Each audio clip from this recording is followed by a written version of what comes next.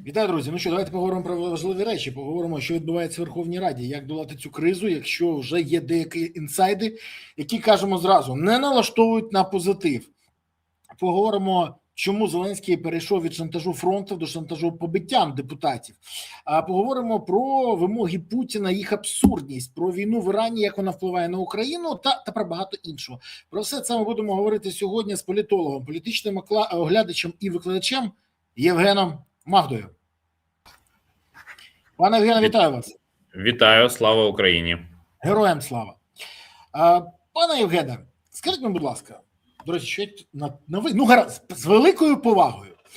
Верховна Рада зараз відмовляється голосування за законопроекти уряду. Ну, відверто ігнорують все, що від уряду. Навіть сьогодні, якщо не помиляюся, рух чесно викинув, що тільки 21 законопроект, це 11,5% з уряду Свириденка вийшло, а з уряду Шмигаля 39% позитивно, з них 420. Ну, тобто помітно, хоча там і час, і все інше, але відверто не хочуть голосувати за них.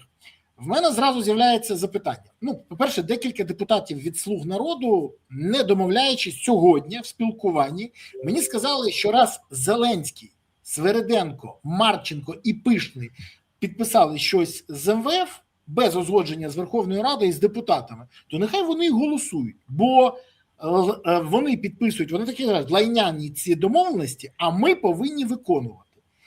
І якщо не можуть, то нехай узгоджують законопроекти з парламентом. Оце реальна ж політична криза, яку відмовляється визнати Зеленський. І виходить у нас патова ситуація. Говорити з ВР чи робити нову коаліцію Зеленський відмовляється і не бажає. Рада не голосує. Законопроекти потрібні Україні, МВФ грошей не дає, інші дивляться на МВФ, теж не дають, і переобрати цю раду неможливо. Скажи мені, будь ласка, от це патова ситуація остаточна, чи є якийсь вихід з неї? По-перше, вітаю, як завжди, слава Україні. По-друге, скажу, що у нас така карма. Парламент – це наша карма, наша спільна карма. Тому що, ну так вийшло, що я трошки цікавився історією українського парламентаризму і можу сказати, що, в принципі, ті люди, які на сьогоднішній момент прийшли до Верховної Ради, вони, ну, м'яко кажучи, є відображенням поглядів нас з вами, наших співгромадян. Бо просто багато хто вже забув 2019 рік, тріумфальне голосування, коли під наклейкою «Слуга народу» можна було завести табуретку, можна було завести коня Калігули, можна було завести кого завгодно до Верховної Ради. І я б не хотів, щоб наші громадяни, які завели значну частину «Слуг народу» і дали можливість створити монобільшість, вони про це забували. Тому що вчитися треба і на своїх, і на чужих помилках. Це, на мою думку, просто обов'язково. Тому, якщо був такий факт, то про нього треба говорити. Наступне. Як я вже сказав, цей склад Верховної Ради працює вже 6,5 років. Це рекорд. І насправді особливість полягає в тому, що саме Верховна Рада може не переобирати, ну, тобто її повноваження тривають доти, доки не буде обрано нову Верховну Раду. І в цьому сенсі парламентарії мають почувати себе достатньо спокійно. Вони розуміють, що навіть якщо їх раптом стане менше, ніж 226, то все одно Верховна Рада формально існуватиме. Тому що оголошувати вибори до Верховної Ради 10-го скликання, ну, просто тоді не буде кому. Це по-перше. Бо тут, до речі, ще один цікавий, я думаю, дуже цікавий момент. Що як би і хто не говорив про те, що я відправлю народних депутатів на фронт, чи хтось з народних депутатів хоче складати свої повноваження достатньо показово. За всі ці рішення потрібно, щоб проголосувало мінімум 226 голосів в залі Верховної Ради, тобто 226 депутатів. Враховуючи те, що позиція опозиційних фракцій абсолютно логічна, що ми не підтримуємо подібні рішення, не будемо підтримувати, то так чи інакше потрібно створювати формат якийсь домовленості. Володимир Зеленський не так давно наголосив, що він не бачить потреби в коаліції єдності, національної єдності. Один з моїх колег, не хочу створювати йому рекламу, він в ефірі Радіо Свобода розповідав теж, що це нічого не дасть, але він, коли приводив аргументи, він не навів один дуже простий аргумент. Наприклад, що при створенні нової коаліції, а я свого часу на початку 2000 року працював у секретаріаті фракції НДП і бачив на власні очі, як виносили Олександра Ткаченка, на жаль, вже покійного, з крісла спікера Верховної Ради, як туди обирали також вже, на жаль, покійного Івана Плюща, як фракція НДП віддавала 5 своїх голів комітетів, часом навіть з самими депутатами, які були керівниками цих комітетів. Я пам'ятаю, що, наприклад, Юрій Крук, який очолював транспортний комітет, він перейшов з фракції НДП до фракції партії Зелених. Тому це політика, це завжди мистецтво можливо. І перш за все потрібно усвідомлення, що у нас є, як в п'ятнашках, оці фішки, тобто ці люди, біля 400 людей, до речі, тому що 3 десятки, ну більше ніж 3 десятки вирішили чкурнути, фактично дезертирувати з Верховної Ради. Я навмисне вживаю слово дезертирувати, тому що це, на мою думку, дійсно дезертирство. Адже люди публічно, наголошую, публічно говорили у залі Верховної Ради, що вони присягаються, що вони будуть захищати інтереси народу України і так далі, і тому подібне. Так от, вибач, що переб'ю. Вони не обіцяли, вони зачитали присягу, але ніхто не говорить, що вони розуміли, що вони читали. Я не жартую зараз, чому. Ну, вони ж всі повнолітні, правда? Ні, я тобі поясню, дивись, але не всі повнолітні? Розумові здібності інколи, на жаль, гірше, ніж у малолітніх дитини. Ми всі пам'ятаємо, як запитували того ж самого народного депутата Дмитрука зі «Слуг народу», як розшифровується НАБУ, САП, НАЗК. Він не знав. А потім поставили взагалі жорстке, дуже страшне запитання. Як прізвище прем'єра, за якого ви тільки що проголосували? І він на це не зміг відповісти. Тому, коли набирають відверто по смітниках, шоу-клубах, різних івент-агентствах, не знаю, кого завгодно, то потім не треба дивуватися, що люди не розуміли ані куди попали, ані що робили, а навіть що вони поклялися робити. Бо от зараз ти ж бачив 100% вже депутати кажуть, ну, одна з них на днях повинна вийти з парламенту, теж хоче піти, хоча клялася служити країні. От ти уявляєш собі, щоб звичайний військовослужбовець зараз сказав, я, звісно, присягу приймав. От я пам'ятаю, я зачитував присягу. Перед тим, як я приєднався до Збройних сил України, в 22-му році нас їх вишукували, ми стояли, я читав присягу по черзі. Ми кожен читали. І це присяга, це як, ну, як зарок з Богом, але це зарок з державою. Ти поклявся, ти працюєш. А ти уявляєш собі, вона вже порушується. По-перше, якщо аналізувати список «Слуг народу», то якраз зараз підтягуються ті, хто з університетських аудиторій за дивним збігом обставин, то один там кандидат наук. Ну, це просто цікаво. Мережко теж кандидат наук, але він з гордістю визнав в ПАРЄ, що за себе голосував за себе на обрання суддів від ЄСПЛ від України, Хоча це заборонено, бо це конфлікт інтересів. А він, як, ну я знаю, як хто, як Бовдур, каже, то голосував. Ти уявляєш собі, людина, доктор наук, до речі, поважна, з академічною освітою. Тому, знаєш, наявність диплома не робить людину ще освіченою. Давай відверто. Ти, як викладач, як бачив багато людей, які приходили до тебе в аудиторію, ну, може не погодитись, але мені здається, що навпаки. До мене різні люди приходили в аудиторію, і приходять зараз. І як викладач я маю вчити будь-кого. Я в цьому впевнений, і це моє, якщо хочете, професійне кредо. Тому що в аудиторії не повинно бути політичних симпатій, в аудиторії не повинно бути якоїсь дискримінації.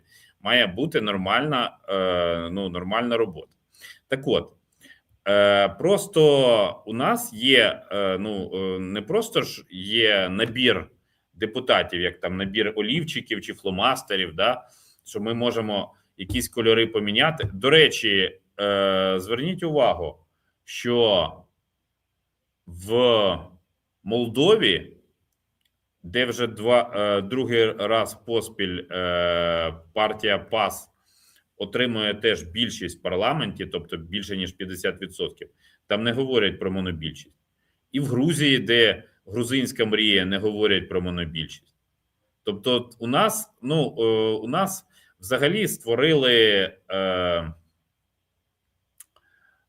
створили конструкцію, від якої тепер дуже складно відмовитись.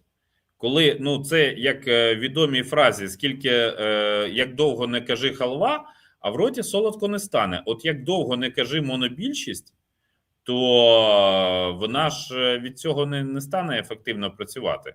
Мені здається, це абсолютно зрозуміло. Тому маємо до цього підходити, я б сказав, фахово і працювати з тими депутатами, які є. Але вони мають,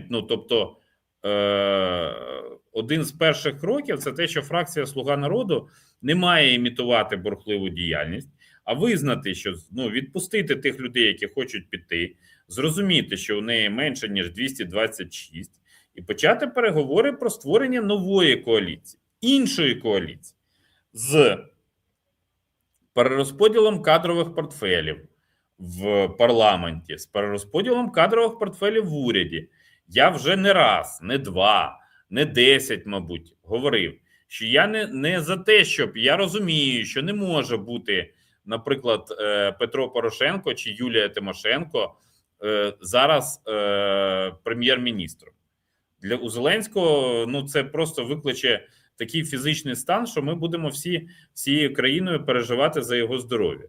Я розумію, що цього не буде, але знайти в понад 30-мільйонній країні 20 людей, яким вистачає клепки для того, щоб керувати країною, і з ними домовитись, створити для них нормальні умови, це абсолютно реалістичний і практичний варіант. Просто чим далі Зеленський і його оточення будуть від цього опиратися, тим гірше буде для всіх них.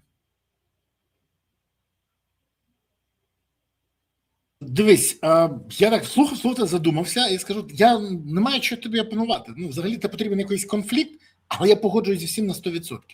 Ще раз, я сьогодні спілкувався з деякими слугами. Більше того, повір мені, це впливові Почекай, слуги. А може їм перейменуватися і назватися не «Слуга народу», а «Пан народу»? Чи «Пан і пані народу»? Ой, дивись, там вже і так була така в 90-х роках еротична газета, еротичне видання «Пан плюс пані». Була, пам'ятаю, була. Назвали була. «Пан плюс пані народу» і показали б себе в усій красі. Дивись, ми можемо жартувати на цю тему, але ще раз кажу, сьогодні телефонував там деяким очільникам комітетів, там є групи свої, я спілкуюся. Я кажу, слушайте, а якщо серйозно, чого не вистачає? Почекай, а є групи і є БАК, це одне і те саме чи ні? Дивись, є бачки, у Зеленського є свої єбачки, і він роздає під них грошенята. Але це окрема історія, тут до пана Кісіля, мабуть, треба звертатися, бо він краще знає, як його там колегам роздавати гроші на Ну, щоб, не знаю, чи щоб потім вони потрапляли в зведення від НАБУ. Але ми про інше. Дивись, вони кажуть, ми не готові голосувати. Більше того. І отут дуже цікавий момент.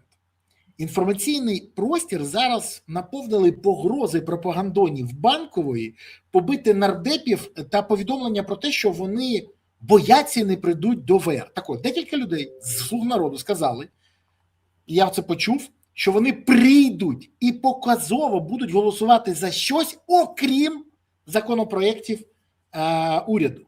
І це буде показово. Більше того, вони кажуть, як що... в фігурному катанні? Що?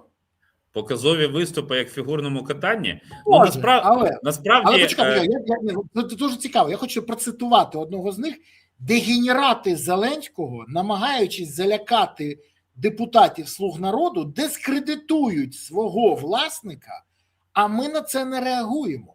І це кажуть «Слуги народу».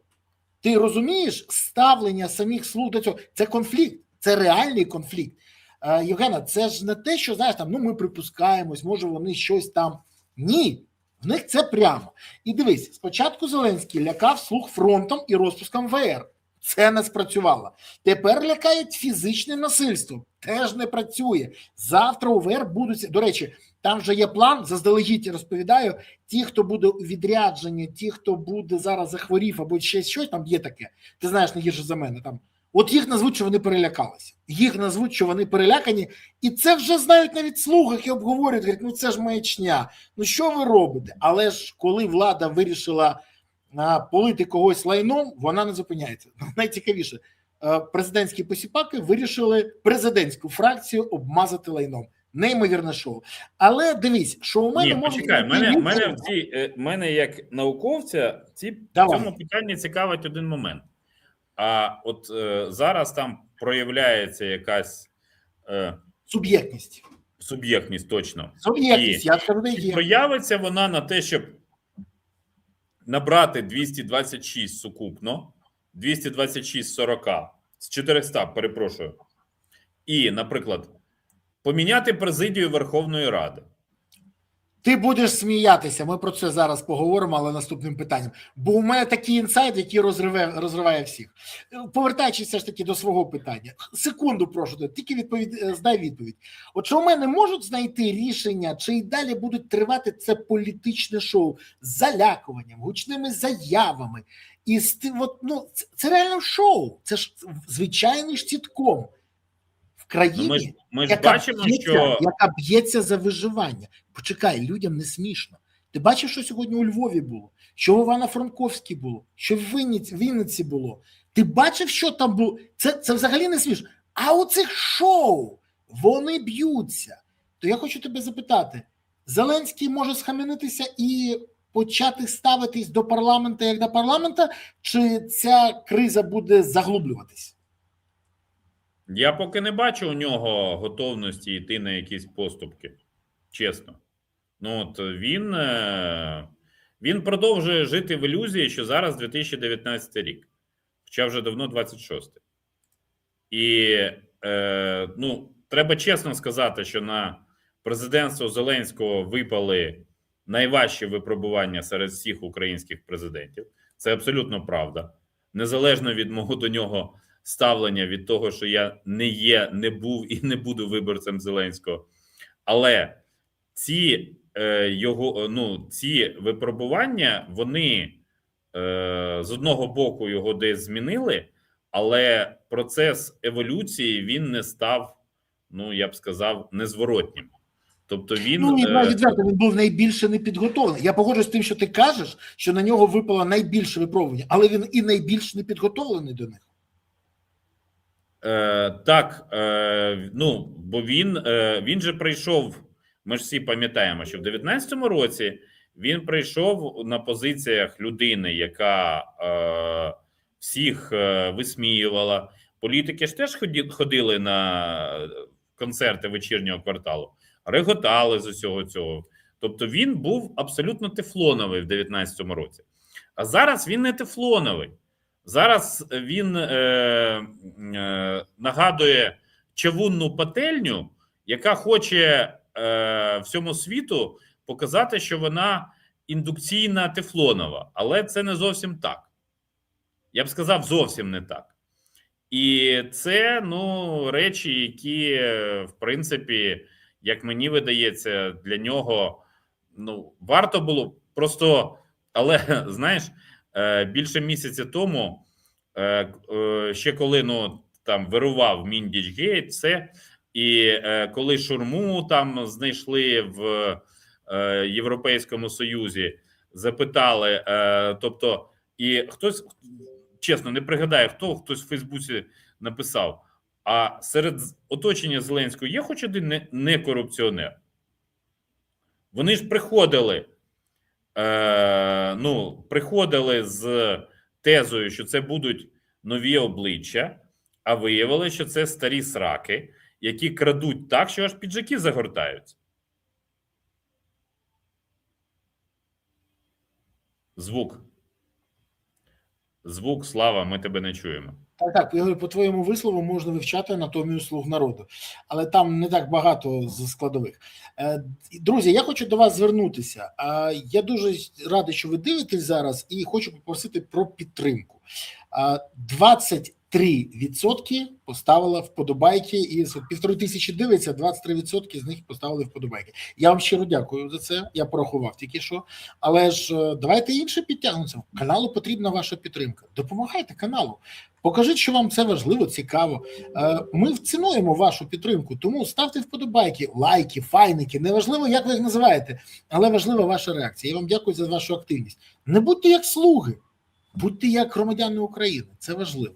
Ну, до речі, сподіваюсь, тільки слуги сьогодні не відлайкують цей ефір. А ще не забувайте писати, звідки ви дивитесь. Це теж дуже важливо. Ну і, до речі, напишіть, чи все у вас добре, в тому місці, де знаходиться. Я бачу, що вже пані Людмила Кияшко написала, Київ, Троєщина, Черкаси, Запоріжжя, Львів. Львів, вітає, шановний пас. Львів, ви сьогодні незламні, і те, що відбулося у вас, це трагедія. І те, що в Івано-Франковській, він всюди, це трагедія, і в Одесі теж. Але ж я хочу сказати, я дякую кожному, хто сьогодні дивиться і ставить вподобайку, не забуваючи. Барселона бачу, навіть з ЛБЗ пишуть. Береза не знімаєте з них відповідальність. Я не знімаю, я констатую факт. Вони крітини переважної більшості. Там не так багато адекватних. Житомирська область, Ізраїль, Герцелія, РФТОВ Герцелія, Дніпро, Дрезден, Ізраїль, Дніпро, Житомир. Я дивлюся, що сьогодні так плотненько все йде. Буковина, знову Дніпро. Друзі, я дякую, що ви реагуєте, я дякую, що ви активні. От за це я вас найбільше. Винниця теж є. Пишіть, Шептицький, пишіть. Євгена, скажи мені, будь ласка, з того, що ми бачимо зараз, це інформація, яку я сьогодні теж отримав від спілкування зі слугами. Я взагалі по останнім часом, коли спілкуюся зі слугами, в мене, знаєш, навіть останнє волосся, яке ще залишилось на голові, починає, я сказав би так, кудись вивалюватись. Так от, мені кажуть, що сьогодні вся увага на те, щоб збити уряд.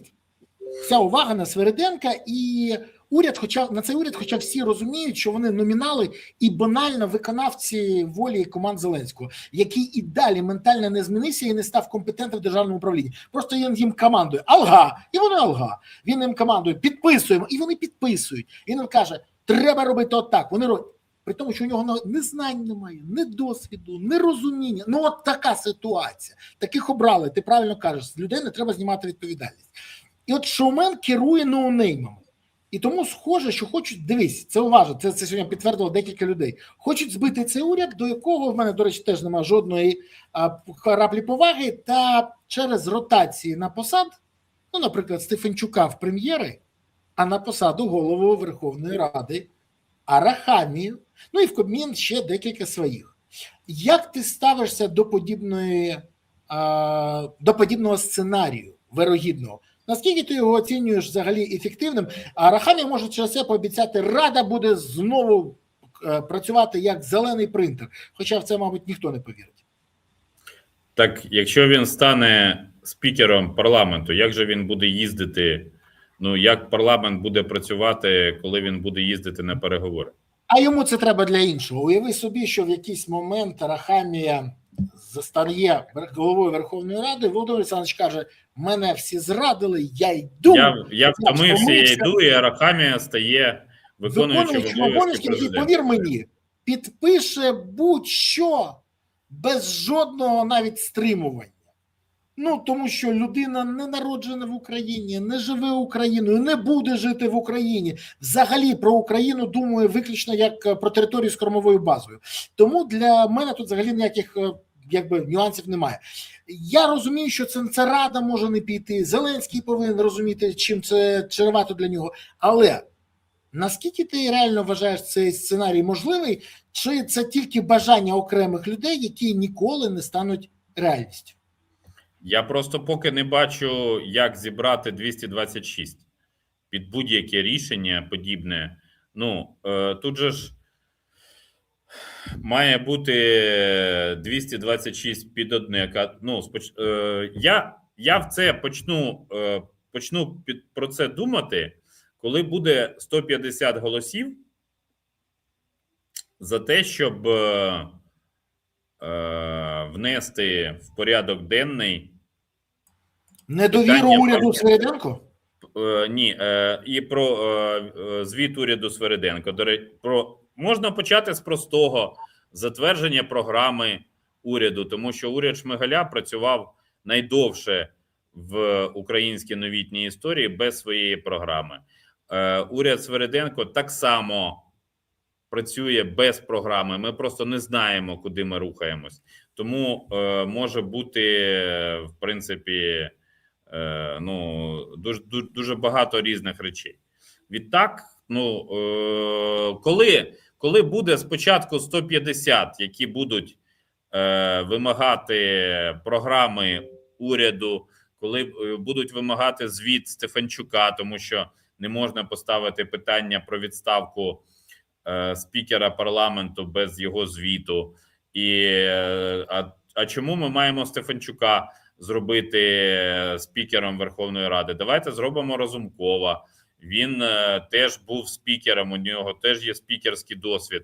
Чи давайте, не знаю, зробимо когось з людей, які не представляють «Слугу народу». Такої дискусії може бути дуже багато. Я так скажу, що можуть бути різноманітні варіанти. Але мені здається, що це зараз ставка на хибний об'єкт, тому що люди, які про це говорять, вони просто, таке враження, що наче не живуть в Україні. І вони не розуміють, що люди, які присутні просто в Верховній Раді, і які, скільки називаються вже 6,5 років, партією влади, вони несуть і всю повноту відповідальності. Тут можна пригадати момент, який ти маєш пам'ятати, бо ти тоді був парламентарієм. Коли була Революція Гідності і коли без регіоналів не можна було ухвалювати рішення. Але я не пригадаю... Я не був тоді депутатом. Я був тоді якраз іншою, я був людиною з Майдана, яка не дала штурманути тоді Верховну Раду, так, щоб мотивувати ригів голосувати. Але... І, до речі, вони проголосували навіть без штурму. І я це дуже добре пам'ятаю. Їх так налякала сама можливість штурму, що вони проголосували за все, взагалі за все. Але, почекай, але в будь-якому випадку жоден колишній регіонал не став міністром, не став віце-спікером чи ще кимось, правда? Тобто, ми, виходить, тоді в парламенті було організовано штрафбат політичний з партії регіонів, а партія «Слуга народу», вона менше заслужила на створення такого політичного штрафбату, так? У них є джокер. Вони в більшості. в такій більшості, що без їх голосів не може нічого прийняти. В них є історія, як вони можуть дотиснути. Ригів не було так багато, ми це добре пам'ятаємо. Є один момент. Якщо Верховна Рада до квітня не ухвалить необхідні рішення, а йде до того, що вона за тиждень не ухвалить, у нас можуть початися проблеми серйозні з фінансуванням. Не можуть, а почнуться. Це великі різниці. Я тобі більше скажу. Завтра не буде жодного законопроекту по МВФ. А знаєш чому? Тому що голосів немає. На завтра не стоїть. Я ж не просто так сьогодні комунікував зі всіма. Нема якщо нема голосів, то я думаю, що депутати-мажоритарщики, якщо почнуться тільки затримки з виплатою лікарям, вчителям, соціальним працівникам, вони просто перестануть їздити до своїх округів, бо там вже будуть не за піджаки смикати, а намагатися граблями почухати голову, правда? Я підкреслюю, я не прихильник таких методів. Але ми маємо розуміти, що люди, які в 2019 році створили зелений законодавчий принтер, навіть ухвалили рішення про те, що в разі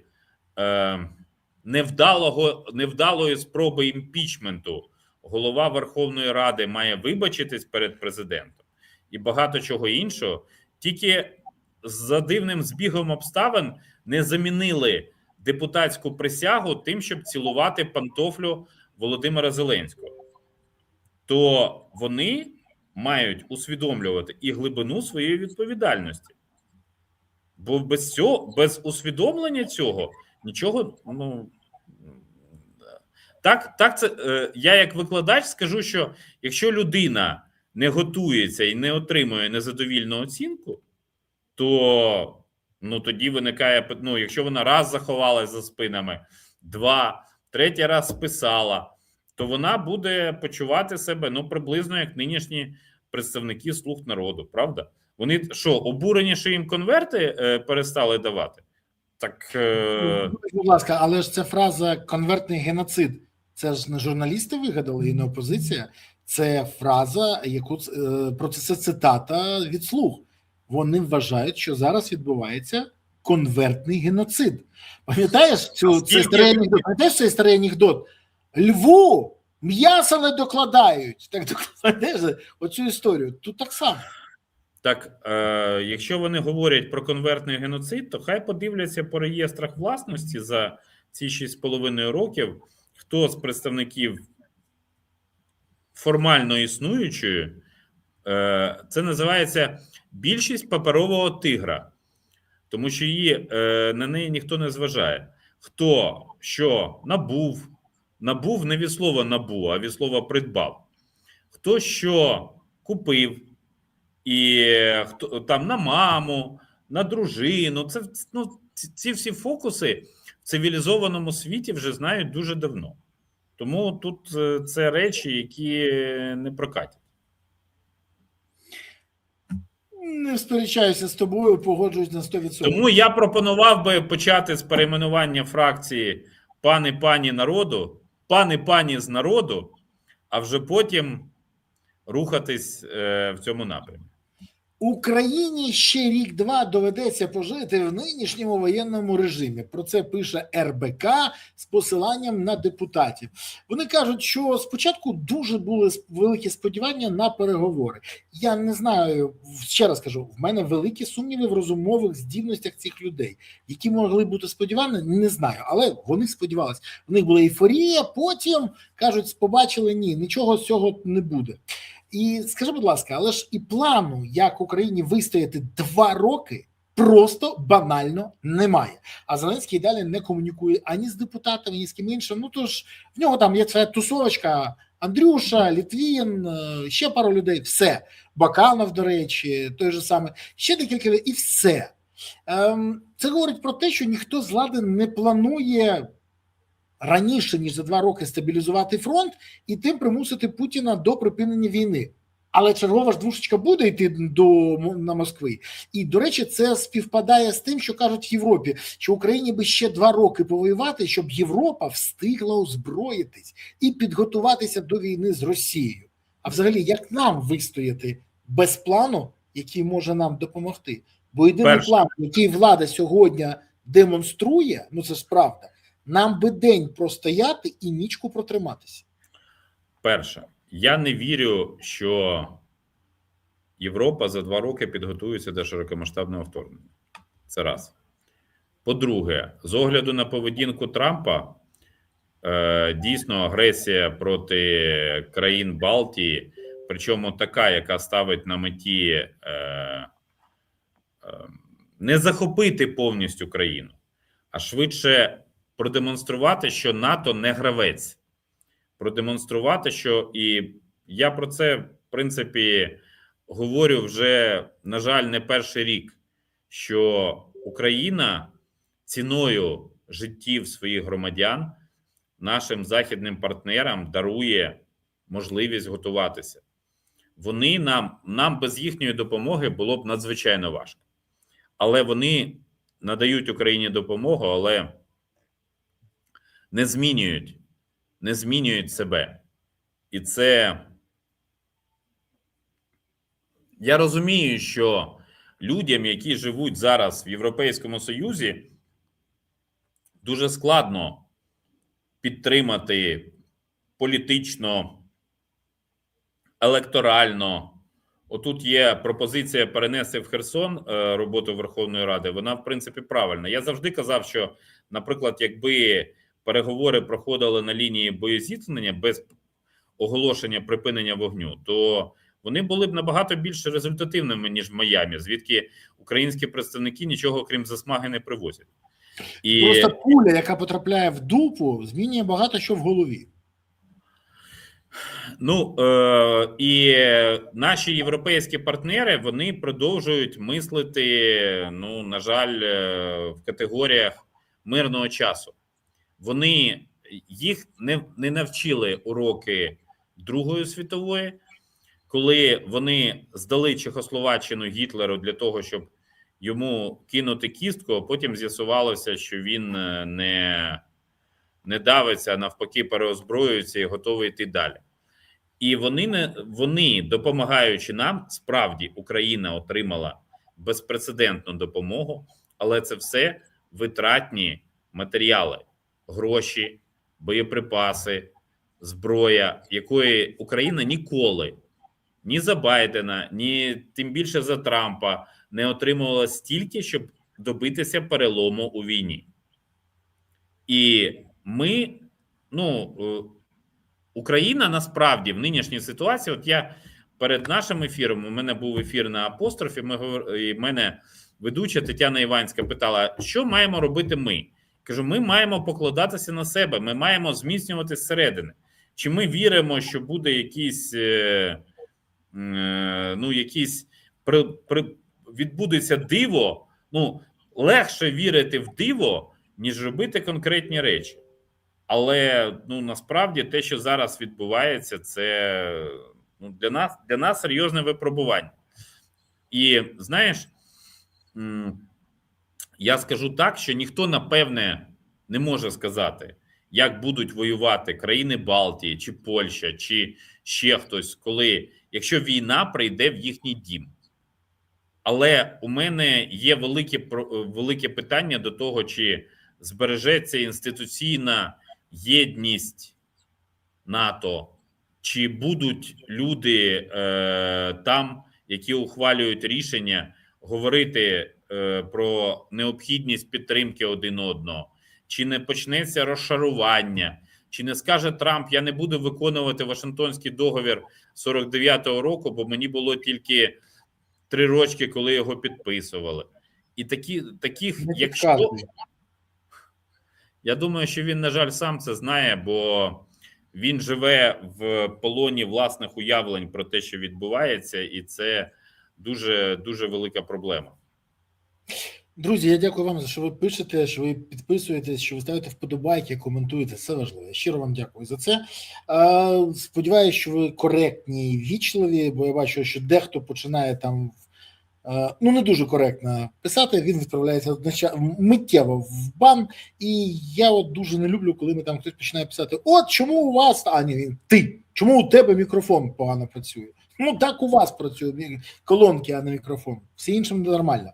Але дякую те, що пишуть. Суми вітають, Троєщина, Київ, Миколаїв, Ірпінь, Рівне, Вроцлав, Київ, Черкаси, Харків, Хмельницький, знову Харків, Буча, Ірпінь, Ізраїль, Київ, Христинівка, Черкаська область, Дубно. В мене можна географію вивчати. Не тільки Україна, а й світу. Дубно, Рівненська область, Лондон, Оболонь. До речі, район сателіт Троєщини. Через річку, але сателіт. Ну, така. Ну, така. Троєщина нагадує, це центр Всесвіту. Навколо нього Господь побудував світ. Ну, от так от. Навколо Троєщини. Івано-Франковськ. До речі, хотів сказати, тобі тут неймовірний неймінг дарують. Пан Богдан Возний подарував назву партії «Народні пани». Оце, до речі, 10 з 10. Ну, тому що пан Богдан Возний, мій колишній студент, я думаю, я це пам'ятаю. Він це не забув, і тому якраз але має бути, оскільки ми прихильники гендерної рівності, має бути народні пані та пани. Народні панове, скажімо так. Може і так. Але дивись. Або панове з народу. Погоджуюсь. А дивись, будь-які вимоги Путіна віддати Донбас, це таке, у нас з тобою буде сьогодні екзистенціальна дискусія, віддати Донбас мають на меті лише одне. От я так вважаю, дестабілізацію ситуації в Україні через ставлення до цього питання українців. Бо ми будемо чубитись один з одним по цьому питанню. Йому не потрібно, щоб ми навіть віддавали Донбас. Йому треба вся Україна. Ну, не потрібна Путіну Троєщина або Славянська, або ще щось. Він хоче контролювати процес України, знищення нашої державності і незалежності. Його це ціле полагання – це знищення взагалі української державності і щоб про неї забули. Тому ж час владі, яка, до речі, сама все добре розуміє, це і Зеленський, і та ж сама Свириденка навіть при своєму рівні обізнаності, і той самий Зеленський при своєму, і той самий Стефанчук, вони все добре розуміють. Може припинити брехати суспільству про перемовини, дарувати нездійсненні надії на перемир'я і почати робити те, що може дійсно призвести до результату. Так, вони втратять рейтинг, але вони врятують країну. І це ж місце в історії. Розумієш, Слава, питання в тому, що для Володимира Зеленського, на жаль, є така ситуація, коли він, ну як би сказати, знаєш, от чим відрізняються західні політики від українських? Відповідальність. Я це знаю 100%. Коли політика західного питаєш, що ви будете робити після завершення ваших повноважень, він говорить, він знає, куди він піде. Так, я буду викладати, чи я повернусь в бізнес, чи я піду на пенсію, чи я, А коли українського політика питає, що ти будеш робити, коли закінчиться твій мандат, то дуже багатьох порожнеча в очах. І просто, я не знайомий особисто з Володимиром Зеленським, я не можу, але я завжди аналізую його дії. Я не аналізую, як він одягається. Я не аналізую, як він виголений чи підстрижений. Це не моя роль політичного експерта. Моя роль аналізувати його політичні дії. І за політичними діями я можу сказати, що він не хоче втрачати владу. Але від небажання втрачати владу до коронації відстань дуже велика. І пройти її в нинішніх умовах дуже складно. І ми це маємо усвідомлювати. От ти говорив, там Арахамія претендує на роль голови Верховної Ради. А він взяв свого товариша Володимира Зеленського, привів його за руку на засідання фракції «Слуга народу», щоб він там поговорив, проявив свій акторський талант, і спроможність державного менеджера у спілкуванні з тими, кого він привів до Верховної Ради. Тебе помилковий погляд на це. Арахамії не потрібно, щоб Зеленський комунікував з фракцією. Арахамії потрібно, щоб Зеленський комунікував з фракцією через Арахамію. Бо якщо він не потрібен, то його вплив на всі процеси стає дуже, скажімо так, нікчемним. Ну добре. Ну, ти ж розумієш, що в європейській політиці, ми ж в Європі, ми країна в центрі Європи. В європейській політиці треба, ну, якщо ми говоримо, у нас же це мантра, ми за 2 роки, це ще в 24-му говорили, да, що за 2 роки будемо готові вступати в ЄС. Ми за 2 роки будемо готові вступати в Європейський Союз. І якщо ми робимо політику в такий спосіб, то на нас там будуть дивитися як на прокажених. От чому проблема. Всі. Ти знаєш, я не буду нічим опанувати, я просто одну таку рисочку додам. Політики готові змінюватись під тиском обставин в 2 випадках. Або коли вони хочуть переобратися, або коли вони хочуть чогось досягти. Інша мотивація не працює. Зеленський хоче не переобратися, він хоче стати президентом, бо бачить, що переобратися він не може. Знову стати. А якщо не може стати... Залишатися президентом. Що? Він хоче залишатися президентом. Правильно, залишатися президентом, а виграти вибори він не може, тому вибори не потрібні. Він вважає і далі. До речі, будь-які вибори. Він же, пам'ятаєш, що сказав? Ви з'ясуйте, ви вибори хочете, чи щоб мені не дати переобратися. Уявляєш собі, яка логіка? Якщо вибори, це взагалі... Це але ж держава – це він чи ні? Для нього так. Так от, це а Зеленський ані хоче досягнути результату, йому не потрібна кінець війни, я це розумію, і він не хоче переобиратися, він хоче залишатися. Тому маємо проблему. Але дивись, у нас є історія і міжнародки, яка теж впливає на ситуацію. До речі, до внутрішніх питань зараз теж повернемося. У нас війна в Ірані вже, попри реальні бойові дії, переходить у вигляд театру абсурду. Іран погодився не створювати ядерну зброю, а Ормузька протока буде спільно контрольована і, можливо, під контролем мене та Аятоли. Це заявляє Трамп. А іранці це спростовують. Далі Трамп каже, що війна між США та Іраном закінчується, пройшли дуже хороші перемовини між нашими країнами, закінчились ворожнечі, і він наказав зупинити удари по іранській енергетиці на 5 діб. Іранці у відповідь кажуть, що Трампом не було взагалі ніяких перемовин, він відступив перед страхом, перед іранською відплатою. Ти знаєш, я коли це чув, і перше, і друге, в мене було відчуття, що я дивлюсь якийсь театр абсурду. Ну, справді. Це інформаційна війна? Ну, ти якраз є експертом в Україні, одним із найкращих по гібридній інформаційній війні. Це інформаційна війна? Які реальні перспективи? Тому що ізраїльтяни вважають, що війна може закінчитися от-от. А головне, що буде далі, та як це вплине на Україну і можливість купівлі американської зброї. Бо Гексет, міністр війни Сполучених Штатів, вже заявив, що зброї нема, нам потрібна вона сама. Нас будуть обрізати, мотивуючи тим, що все витратили в Ірані. А що ще нам обріжуть? Розвіддані? Ну, нам вже багато чого обрізали, і ми отримаємо, в принципі, за програмою Пюрл, як відомо, тобто європейці купують американську зброю, і справді але зараз є загроза, що нам навіть не продадуть. От в чому питання. Так, ну, я просто нагадаю нашим глядачам, що цикл, я не знаю, як довго виробляється ракета, але цикл виробництва Петріот і подібних систем десь, ну, самої в цілому системи, десь 1,5 роки. І мені невідомо, щоб стояли десь на складі, знаєш, там стояли ці пускові установки, там радари і так далі. Ну, тобто, мені це невідомо. І відповідно, ну, це, як на мене, велика проблема, що ми стикаємось з такими труднощами, і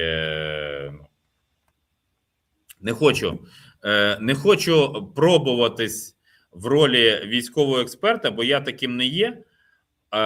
І вважаю, що коли починають коментувати військові питання люди, які на цьому не розуміються, то вони просто дискредитують, ну, власне, і Україну, і багато чого. Але скажу, що американці керуються виключно власними інтересами.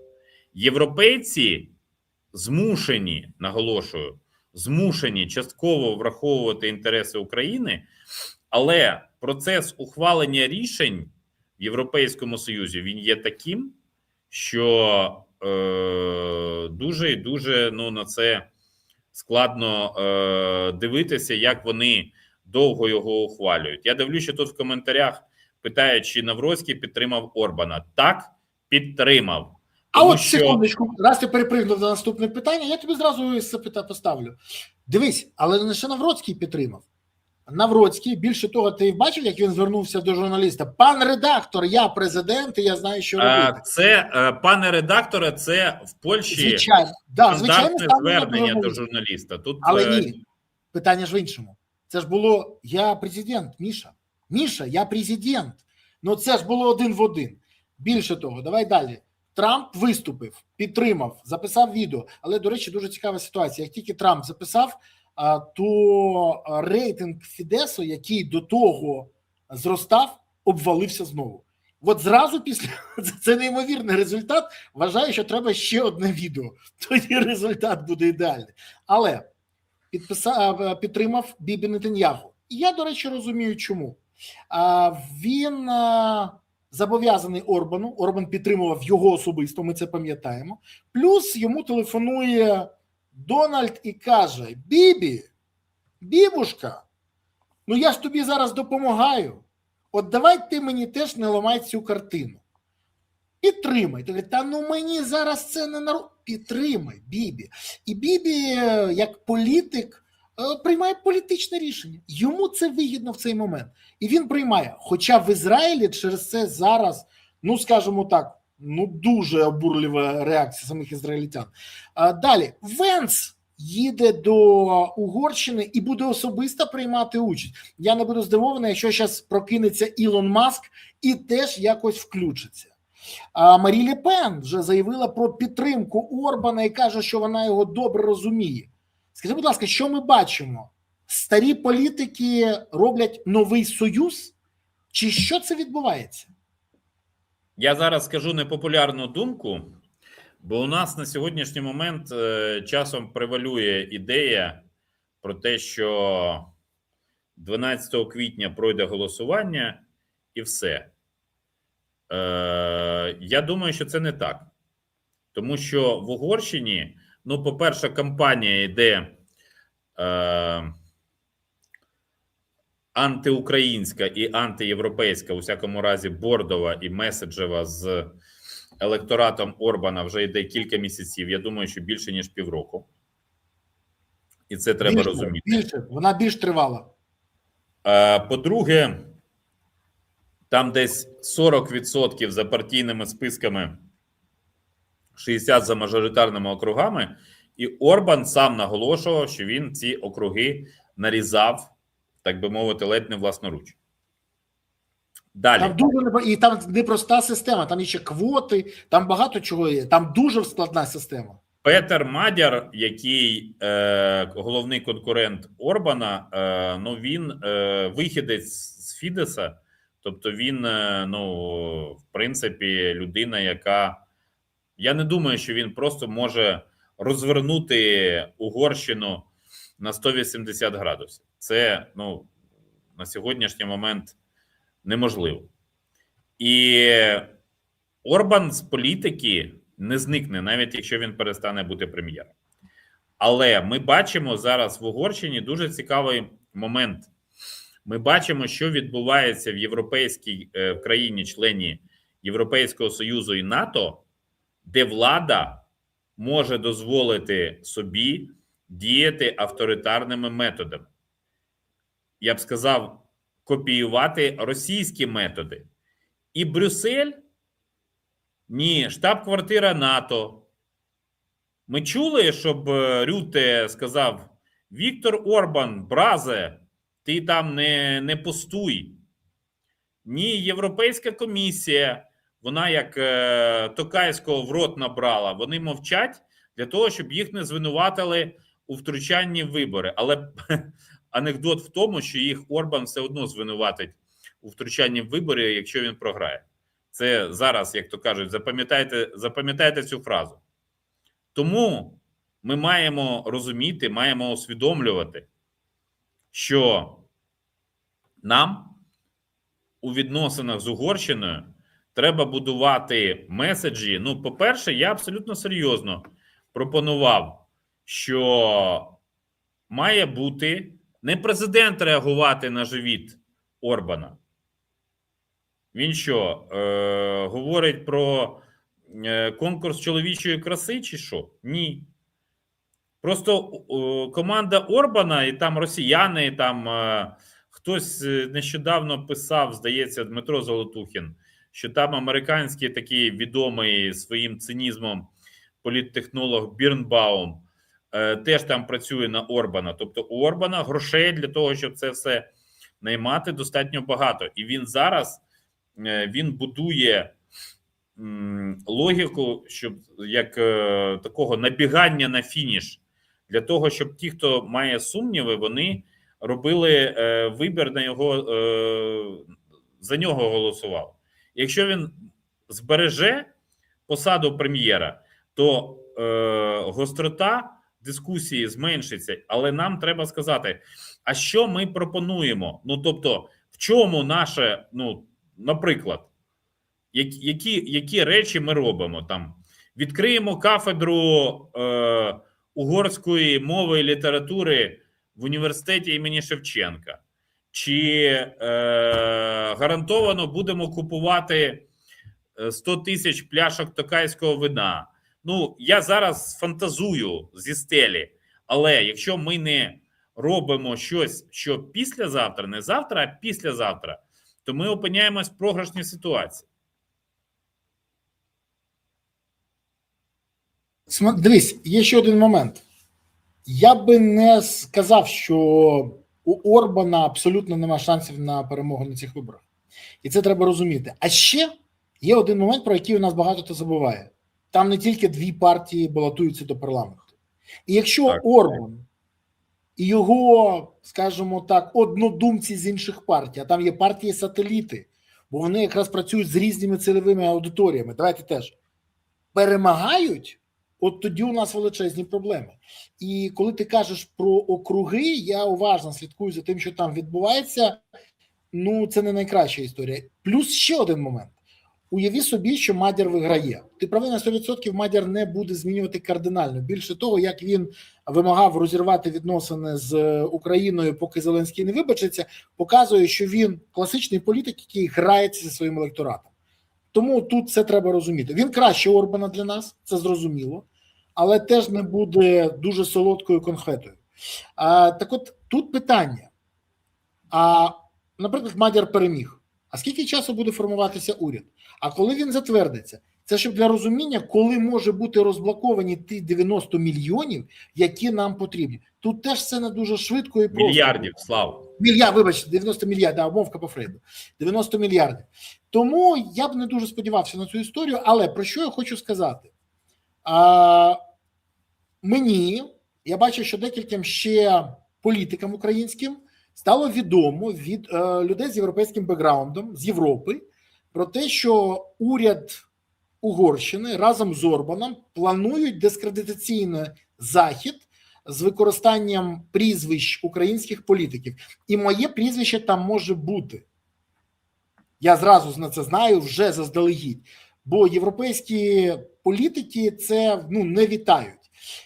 Про що йде мова? Намагання використати наші внутрішні проблеми в своїх інтересах. Хоча після того, як він заявив, що українські спецслужби прослуховують Сіярто, телефон Сіярто, я взагалі вже нічому не здивуюся. Людина просто йде по повній, бреше все що завгодно, аби перемогти. І плюс не треба забувати, хто його сьогодні консультує. Це співробітники ГРУ Російської Федерації, Головного управління розвідки, і політтехнологи, які давно працювали проти України, і відомі тим, що вони робили Україну трьох сортів. Всі пам'ятають цю історію. Це ті ж самі люди зараз. Так от, про що йде мова? Вони знову будуть намагатися використовувати українських політиків. Хоча я сподіваюся, що все ж таки наші європейські друзі донесуть до цього хворого, що це робити не треба. Сумніваюсь, що зможуть переконати, але донесуть 100%. Подивимося, що буде. Тому я дійсно хотів би, щоб ці вибори не тільки як скоріше минули, а все ж таки, щоб Орбан програв. Для нас це дуже важливо. Важливо, щоб він хоч би втратив контроль формуванням уряду.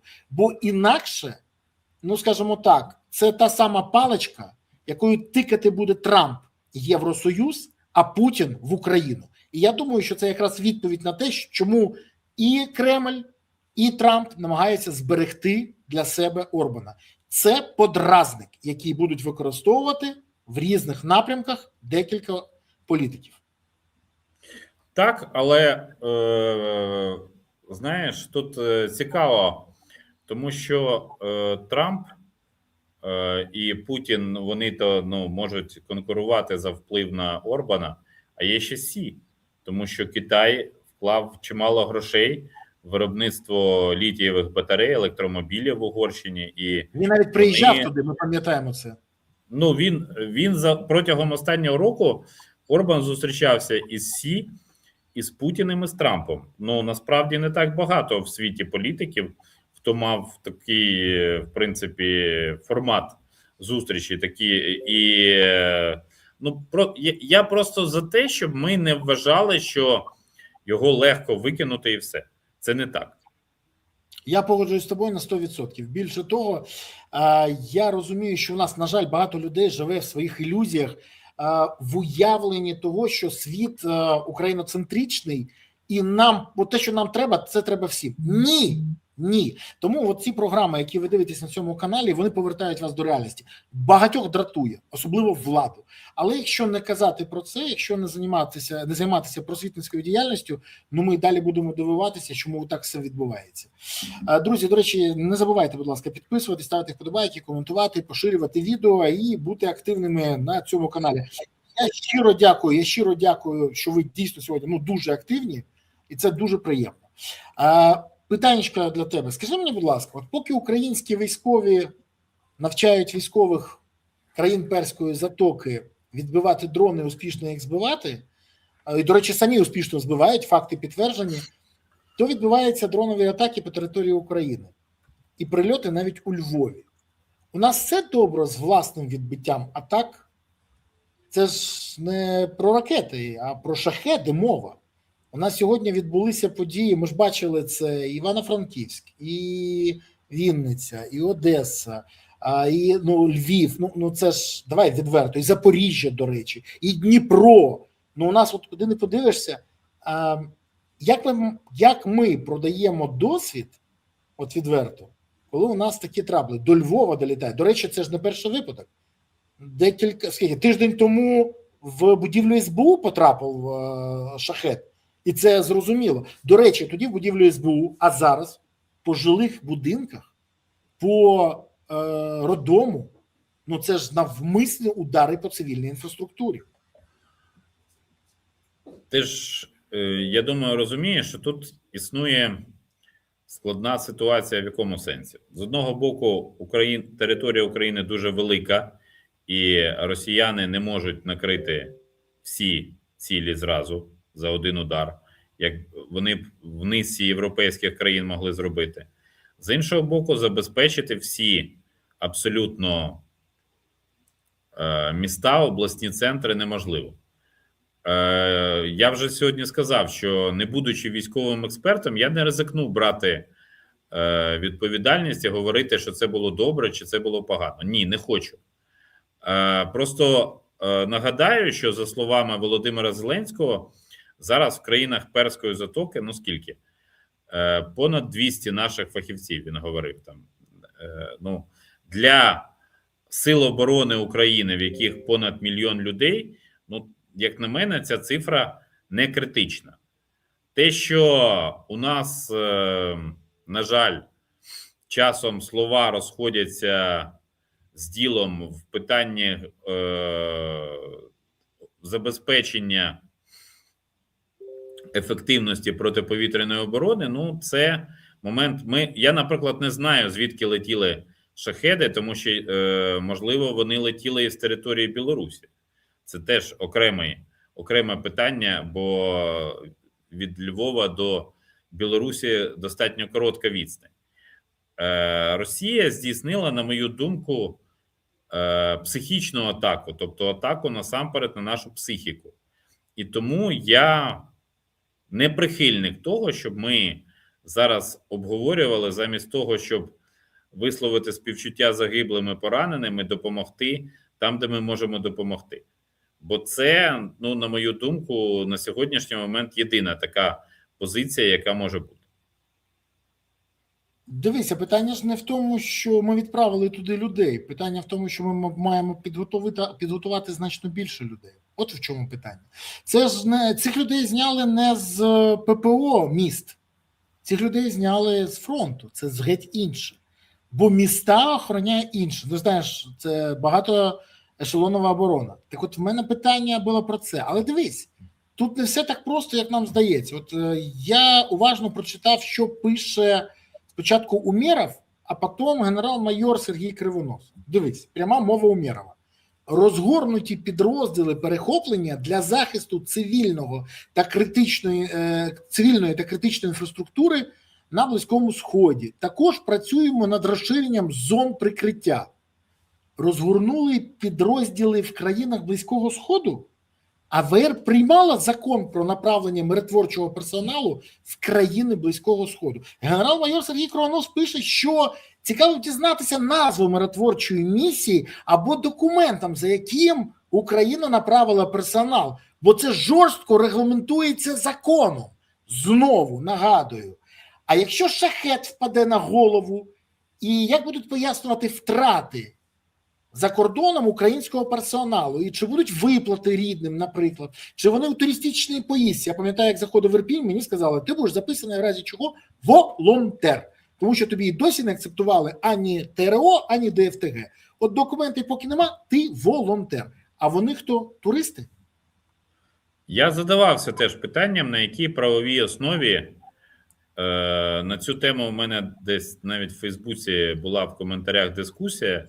Тобто, дійсно, я просто пам'ятаю, як за президентства Кучма після касетного скандалу протягував власне рішення Верховної Ради про направлення українських військових до Іраку. І таке рішення Верховна Рада ухвалювала і відповідним чином проголосувала, тобто достатньо тривалий час український контингент там перебував в підпорядкуванні польського командування, потім вже за президентства Ющенка його звідти вивели. Але, ну, знаєш, у нас така система складна в цьому сенсі, що якщо ми живемо в офісно-президентській республіці, то якось отримати відповідь на достатньо очевидні питання складно. Я думаю, що тут наш з тобою рівень